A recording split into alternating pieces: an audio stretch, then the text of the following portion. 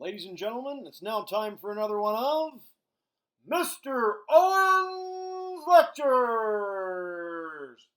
Thanks for joining me today, class. Today we've got the big dog, World War I. I got a lot to cover, so let's get cracking.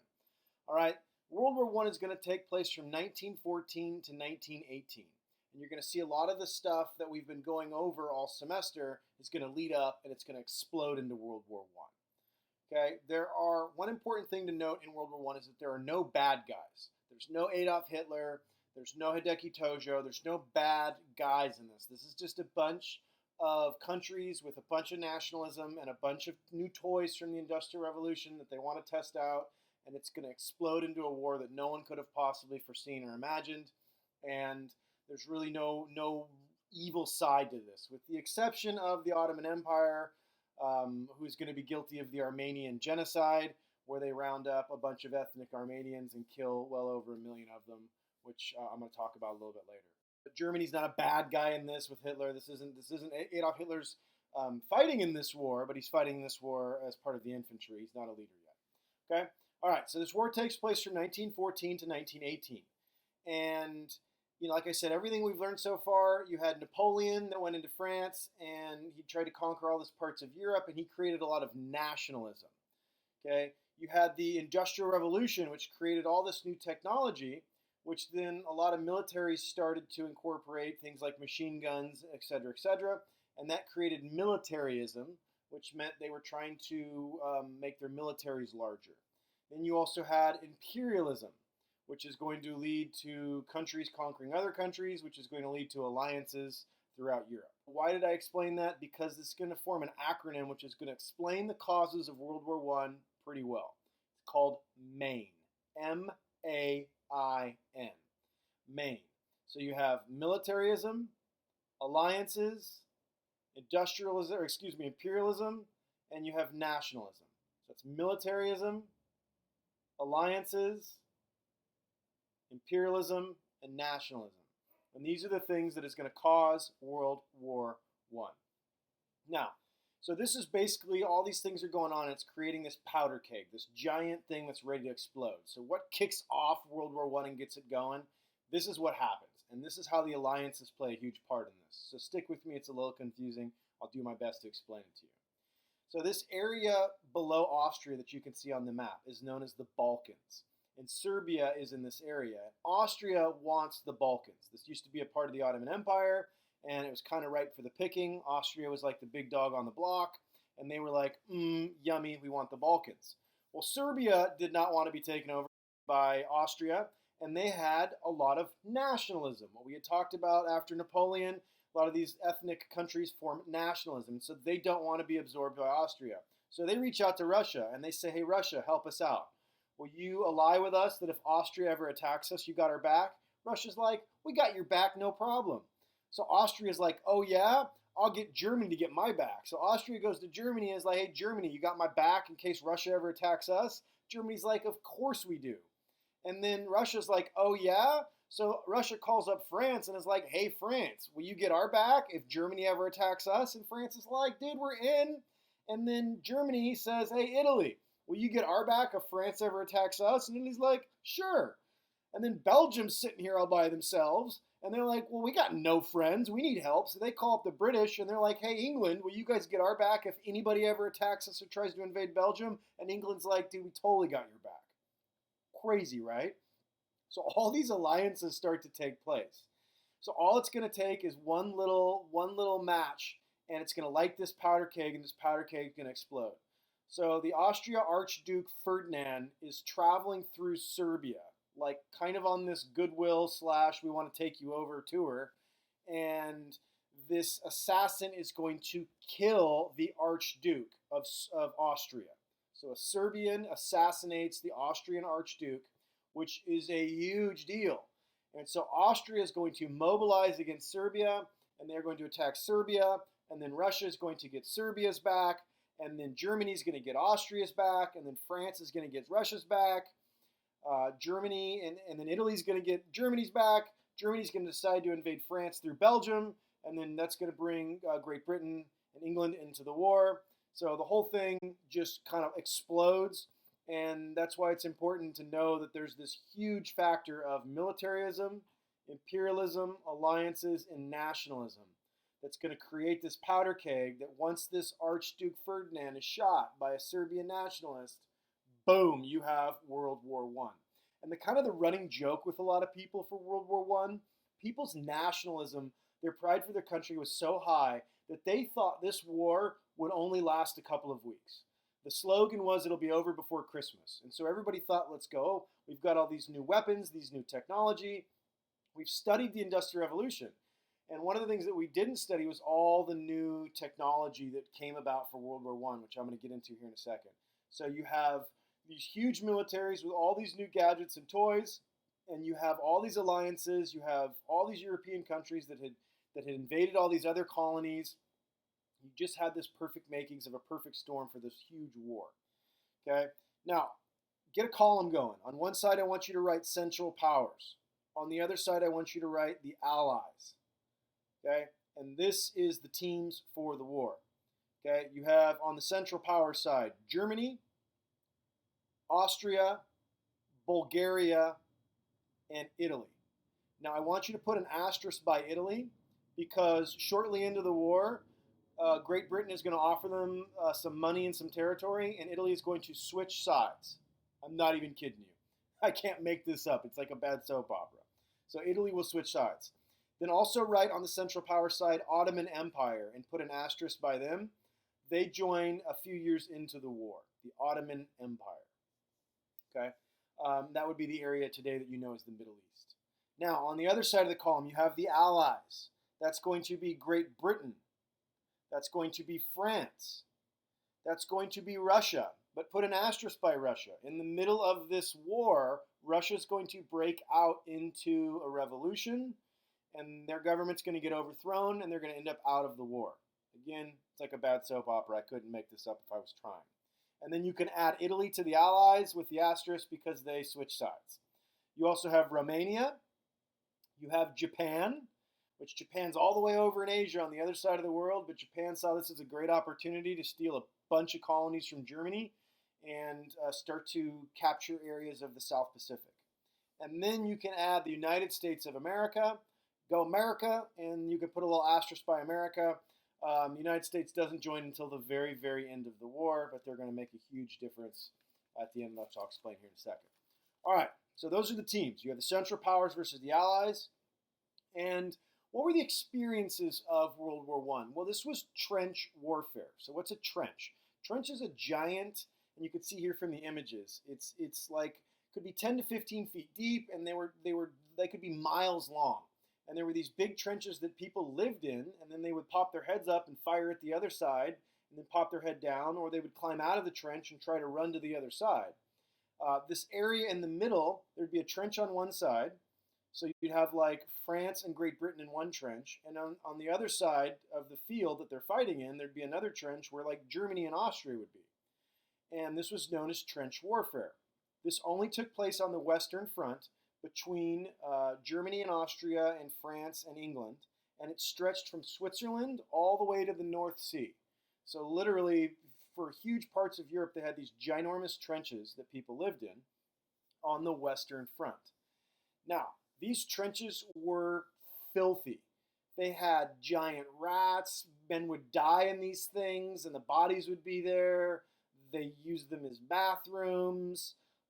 There were just awful people that were sick. There was disease. This is as gross as you can possibly imagine. Flies and all sorts of just nasty, gross stuff. And I'm not kidding you when I tell you they had these giant rats that were like the size of bowling balls. This was like not a fun place to be staying. This was not the Hilton. Ironically, Germany's trenches were actually nice. They had some beds and they had some lights and stuff like that. But especially France and England's trenches were just as disgusting as you could possibly imagine. Men literally living in their own feces. And the problem with the trenches was you really couldn't move one side or the other. People were dug in, they were in these things, and it was really hard to move. So if you moved one side a few inches or a few feet, that was a huge success. So it leads to what's called a stalemate. And a stalemate's like a tie. It means you're not winning and I'm not winning, but we're just kind of still going at it. It's a stalemate. And it's going to be mostly England and France fighting Germany because Austria is just not going to do well in this war. And it's going to be, and like I said, Russia's going to leave the war.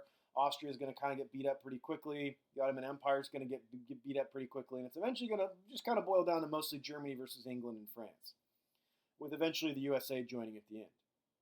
Now, on the other side of things, before Russia leaves, you have the Eastern Front. This is what's known as a two-front war. Germany is forced to fight a war on two sides.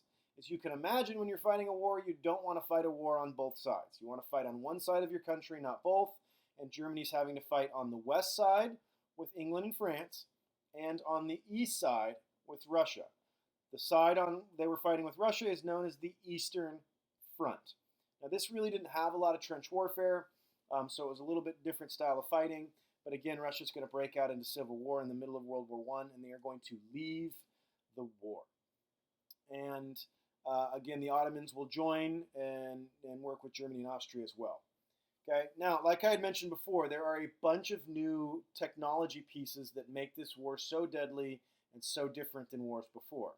Before, you might ride it on horseback. You would have a gun that you probably had to reload after every shot. And or you would not have a horse and you would just march in a straight line and you would fire at people, and that's kind of how it worked. This is going to change that. The trench warfare, all this stuff is new. And you're going to have the machine gun, which is hands down the most deadly weapon of all time.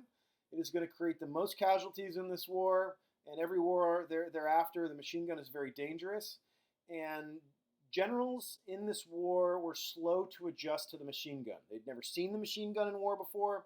And so you're still going to have that mentality of, let's get on our horses and let's ride into these machine guns. Because that's how it always been done. Let's march into the machine guns. And so literally you have guys on horses riding into machine guns. And I know that seems stupid now, but then they were like, just overwhelm the machine guns. Well, if you have enough bullets, you don't overwhelm a machine gun. You just keep firing the machine gun. And so in the early parts of World War I, guys are just getting mowed down by machine gun fire. And it's bad. And then these trenches start, and the no man's land in between the two trenches is going to be filled with landmines, which was a new technology, barbed wire. Planes is another new technology, which initially, planes were pretty rudimentary, but they're going to get really good really fast as the Germans figure out a way, when the propeller's spinning, they figure out a way to time the bullets to not actually hit the propeller, and that's going to make the plane into a giant weapon. The British will follow suit, and then now you have people fighting in the air, which is going to revolutionize World War I and take it into the skies. You're going to have poisonous gas, which is crazy. They're dropping gas bombs in these trenches, and it was chlorine gas and mustard gas. I mean, these were gases that were like literally would melt your lungs. Absolutely awful and a terrible way to live. So much so that today, all these countries have signed laws that you're not supposed to use any sort of chemical weapons in warfare, because of how heinous and awful it was during World War I. You also have submarines. Submarines start to emerge in this, and Germany starts to use what's known as U-boats or submarines. And I'd already mentioned the giant rats, tons of disease. There's no helicopters. There's no nukes. So you don't have these advanced weapons that we may know today, but you've got planes that can now shoot weapons out of them. You've got machine guns. And then one of the most important comes at the very, very end, and it is known as the tank. And what was that? It's time for fun fact! It's time for a fun fact! This fun fact is told to you by Sean Connery. Who's Sean Connery? This guy. Thank you, Mr. Owen. I appreciate the introduction. My name's Sean Connery, and this is Fun Facts of World War I. Did you know why it's called a tank? The early tank was made in Bovington, England, and it was actually disguised on trains as a water tank, and that's why it's called a tank. The early tank was a little bit rudimentary, and it didn't quite do what it was supposed to do. The whole idea of the tank was to roll over the trenches and to stop trench warfare. In World War I, tanks were easily destroyed and they came off their tracks. But if you can imagine being a soldier in World War I and popping your head out of a trench and seeing a tank for the first time, it was quite scary. Back to you, Mr. Owen. Thank you for that, Sean Connery. So yeah, like Sean Connery said, tanks weren't quite there. They came at the very end. and they were named after a water tank. That's how they were hidden and just not kept secret from the German army. And when they roll in, the Germans were like, "What the heck are these giant things?" And troops would hide behind them. But if they hit a landmine, it would knock them off their tracks. They would often get stuck in trenches, so it could be a real issue. But the idea of the tank is going to revolutionize, especially World War II. And once the tank makes advancements after World War I, you'll never see trench warfare ever again. All right. So one cool story out of World War I is one of the years in the trenches, the German army and the British and French army took a break on Christmas, and they exchanged gifts with each other. They played a soccer match, and then they went back in their trenches and started killing each other. Mind-boggling, right? Super famous story. So kind of crazy that at one point you'd be exchanging gifts with somebody, and then the next minute you'd be killing them. So pretty crazy. Another thing is you have England fighting, you have France fighting, you have Germany fighting. All these European countries had gotten all these colonies all over the world. So all these colonies joined the war thinking that if they fight, these countries would give them independence. So you had countries like India that said, "If we help, will you give us independence?" And the British are like, "Of course we'll give you independence. Come on, help us fight." And then you had like the Scotland and the Scottish, and they're out there, and all these people are fighting all over Great Britain. Oh, and you had the Irish, and they were there too, and everybody's fighting for everybody. Oh, and you're probably wondering, Mr. Owen, how do you do so many accents? And it's pretty easy. If you want to talk like an Irishman, you got to roll your R's. And if you want to talk like a Scotsman, they change their O's to O's and their S's to S. That's all you got to do. It's like a Scottish. It's not Scotland, it's Scotland. That's all you got to talk like. Oh, and then if you want to be British, like you've got to say words like oregano and garage and things like that. So it's very simple. Quick accent 101 right there, okay? All right. So, with that said, moving on. All right. So, like I said, a lot of these places hope for independence in Africa and India, all over, and they were reinforcements. So, it just adds more people from the world into this war and more people to be killed. Meanwhile, back at home, people at home are in this thing called total war, and they're grabbing resources. All they can, they're rationing goods. I know you guys love your Starbucks, but imagine not having access to sugar. No Frappuccinos.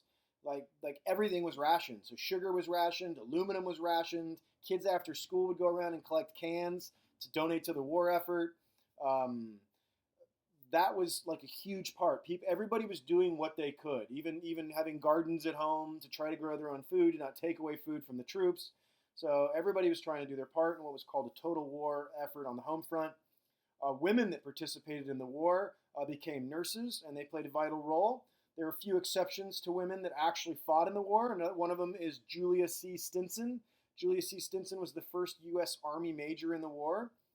There's a couple on the British side that also fight, and then there's a great story about the Russian Women's Battalion of Death. These chicks were bad mamma jammas. And in a battle in World War I, the men in Russia in this trench, they take off, and they're like, "We're out, we're done," and the women hop in, and they were known as the Women's Battalion of Death. And they hop into these trenches and they fight off the Germans. Super cool story. But for the most part, women were at home. This was still really sexist. We're still sexist society today, but it was much worse then. But this is the first chance for women to leave the home where they were raising children. And all the men have gone off to war, so women now have to work in the factories. They're building the weapons. They're building the planes. Of course, they got paid less than men, which is totally not fair. But it was a chance for women to prove themselves, and they did that nobly. When the war ends, a lot of these women are going to be made to go back home, but the idea that women could work in the workforce is going to be born, which is a huge deal for women's rights as we enter well into the 20th century. A lot of women feared the end of the war because they didn't believe there was going to be enough men to marry, and so some of these women took to expressing themselves as writers and artists and other non-traditional roles, which was also new to that time period. So, and the men that are going to come home from this are going to have what was known then as shell shock. You know it today as PTSD, post-traumatic stress disorder. This is where this starts to get diagnosed. And, well, why didn't they have it for previous wars? Well, typically before World War I, most of the soldiers, that's what they did for a living. World War I is going to be a lot of average Joes with all this nationalism that are going to go join the war effort thinking it would be over quickly. And you have new weapons. You have machine guns. You have bombs. You have mortars coming from the sky. and exploding. And so that's where the idea of shell shock comes from, because you're constantly being shelled by bombs. And this constant fear of death, this constant never relaxing in battle, this constant fear for your life creates this thing known as shell shock, or today as we describe it, PTSD. And it's going to be really, really, really bad. And it's going to really affect a whole generation of people. And not to mention, to make things worse, okay, 16 million people are going to die in World War I in battle. Okay, not to mention all the wounded. Okay, you have this gross trench warfare where men are living in literally their own feces. You have all these modern weapons that you're being bombed all the time, shot at. You have huge technological advancements that are being using to kill people. At the end of World War I, they have a thing that's called the Spanish flu. This thing makes the COVID-19 virus look like a walk in the park. The Spanish flu is going to roll through the world, and it's going to kill 20 to 50 million people. You're probably wondering, Mr. Owen, how do we not know whether it's 20 million or 50 million? Well, they believe that this virus came from a barracks in the United States, was brought over in the last year into Europe, and it starts spreading throughout Europe. Well, all of Europe's fighting a war, and the last thing they want to do is admit that they're having all these people die from the flu. So the only country during this time period that really is in Europe that's not in the war is Spain. And so Spain is actually releasing all of their numbers. I think one of their princes died of the Spanish flu. So it gets the nickname Spanish flu because the Spanish are the only people that are admitting that, hey, all these people are dying. So historians on the very low end estimate 20 million. On the high end, and where I actually believe the numbers are, is about 50 million people. So if you think 50 million people die, so 16 million people die in the war, and then the last year of the war, going on into the year after the war, another 50 million people are going to die of disease.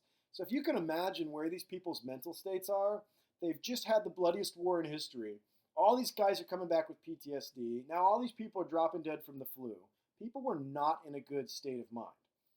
So what ends World War I? Well, that's what, you know what it's time for? It's time for a fun fact! It's time for a fun fact! This fun fact is brought to you by Matthew McConaughey. All right, all right, all right. Hey, thanks, Mr. Owen. I appreciate it. Glad to be here, kiddos. All right, ladies and gentlemen, you know, a big factor in the end of World War I is going to be America, baby. They're going to come in the last year, and they're going to blow them doors off them Germans. All right, all right, all right. So the United States got pulled in because Germany asked Mexico to attack the United States, and the United States did not like that. Mexico said, hey, we don't want any part of this, but the United States is going to find out about it. They're not going to be too happy. And then the Germans are going to sink a boat called the Lithuania with a bunch of Americans on it, and that's going to bring the United States into the war. And like I said, baby, they're going to blow them doors off them Germans. All right, all right, all right. Back to you, Mr. Owen. Thank you for that fun fact, Matthew McConaughey. Yes, the United States is going to come in the very end of the war. They're going to have fresh troops that have not been living in filth and grossness and all this, and they're going to come in, and it's going to be a huge tide turner. In World War I, the Germans were tired, the French were tired, the British were tired, everybody was tired of fighting. So the stalemate kind of gets broken. There's a great story of this guy named Patton who's going to go on to be a general in World War II. And like I said, tanks had a problem getting through no man's land from trench to trench because they would hit landmines. In the middle of the night, Patton's going to low crawl through all the barbed wire, and he's going to map out where every single landmine was in the field. And that way the next day he can attack with tanks, and he knows exactly where to go.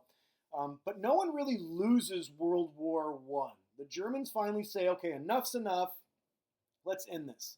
And when they do that, they're going to open up Pandora's box. And the French and the British are going to go, ha-ha, you quit first! You quit first! And they are going to punish Germany so severely in the treaty that it's going to lead to World War II. So, real quick recap before I end it. You got all these people coming back at the end of the war that are now facing disease. Okay, this is going to be known as the chaos of society and disillusionment. Disillusionment. That means disappointed and frustrated, confused. You're disillusioned. Okay, these people will go on to be known as the lost generation, the people that survived World War I. Why are they called the lost generation? Because they're super messed up. This is a really tough thing to go through. And they're going to rebel against the norms of society. They're going to rebel against realism. And this is going to be known as surrealism. And you're going to see arts emerge like Picasso, the famous painter. Another famous painter, and one of my favorites, is Salvador Dali. And you could see from these images from Picasso and Dali, like these are really different. And this is a rejection of the normal society that people had seen, and that they're expressing their frustrations and venting as a result of what they saw and what they lived through in World War I. You also have books like The Wasteland by T.S. Eliot, and those are just a few examples. You also have music that becomes a huge thing, and you have jazz music and all these other types of music, and people start to dance, and they start to gyrate their bodies and move.